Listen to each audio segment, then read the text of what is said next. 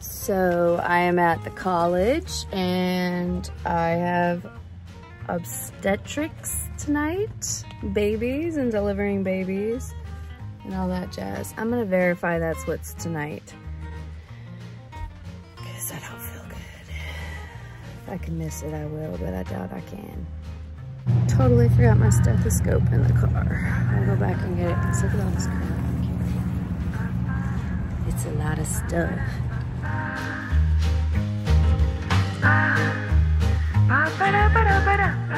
And pull it off of the neck. Just take it and pull it over the head, and that's it. If not, then you have to clamp it and cut it, but there's a little risk there, right? If you're clamping and cutting around the baby's neck, you have to be very careful because you could cut the baby, and that's obviously against what we're trying to accomplish. We're trying to get this baby out of there safely and alive. So make sure that you try to remove it first, slip it over the head, and if you can't, you can clamp it, and then you can cut it. Once the head is born, usually the body will deliver pretty easily. The shoulder sometimes will get stuck, but you can just support the baby. Remember this, the baby is going to be very, very slippery. Okay, a lot of fluid.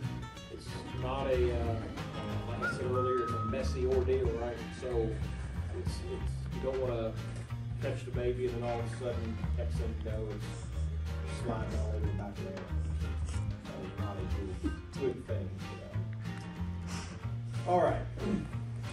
For today, you'll have splints in here. I'll let you take a look at them before you go. You got your DP cuffs in here. On the side, I have Narcan made up. I've got your nitro and aspirin if you're giving them. All right, I got Tic Tacs, so if I like candy.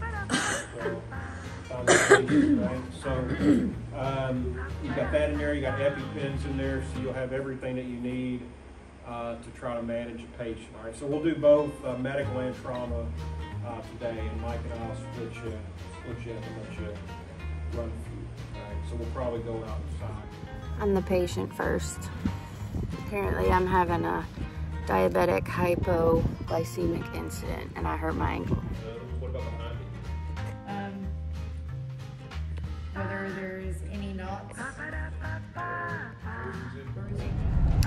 Okay guys, so today was not what I expected because we were in a different classroom today. So we didn't get to do delivering the babies, but we did do obstetrics and gynecological emergencies. We did tons of scenarios today because we have our practical exam in 2 weeks. That means we are testing out on our skills, which means 5 hours of testing on medical / trauma calls, and that's what we're practicing now in classes.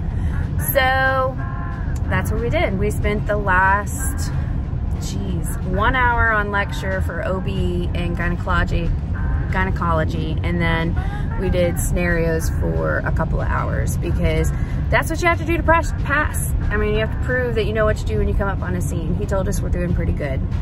I think I'm getting it. I feel like I'm gonna pass my practicals. That means what you actually do when you roll up on a scene, like taking vitals, taking history, figuring out what's wrong, what do you do next, and all of that. That's your practicals. And then your written exam, you have up to 2 years to take, but they don't suggest you wait. They suggest you take it immediately because it's not like they're trying to confuse you, but the wording of these questions is so stupid. I mean, you could easily fail this test in 3 questions. So it's gonna take massive amounts of studying, and I am going to be locking myself in my room for the next 2 weeks for all of the time the kids are in school, and I'm going to be studying my little fanny off because I would really hate to do this 12-week course and bust my tail and pay $1,200 for this course and to not pass my practicals or my written or my boards or my national registry or whatever you want to call them. It's just, that would suck. So I am going to be working my fanny off. Yes, and next week we are going to be delivering babies. I did learn what a prolapse cord is and how to treat it. I learned what a, oh shoot, what was the other one? Prolapse cord and, crap, I forgot. So I have several more hours of studying tonight. I would say I need to study about 4 more hours tonight. That's what I need to get in because I got a quiz and a test to finish, and I want to get through a couple of lectures tonight alone in case I feel sick in the morning, and that way I can sleep in just a little bit, and then I'm going to spend that whole 6.5 hours that the kids are at school studying every day. I want to pass my boards.